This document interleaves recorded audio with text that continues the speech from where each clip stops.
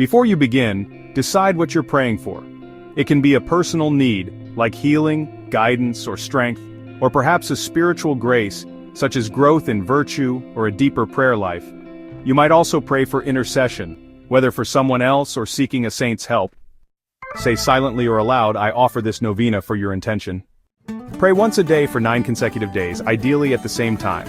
You can pray alone, with family, or even online with others, like in a YouTube series. Begin with Sign of the Cross. Each novena has specific prayers for each day. For example, in the Holy Spirit novena, day 1 focuses on fear of the Lord. Pray the provided reflection or meditation slowly and sincerely. After the novena prayer, many people add 1 Our Father, 1 Hail Mary, and 1 Glory Be. You may also say a litany or a prayer like the Come Holy Spirit. Finish with a prayer of thanksgiving or trust in God's will. Lord, I trust in your mercy and perfect timing. Then Sign of the Cross.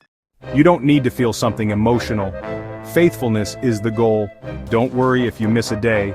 Just pick up where you left off, or start again with love.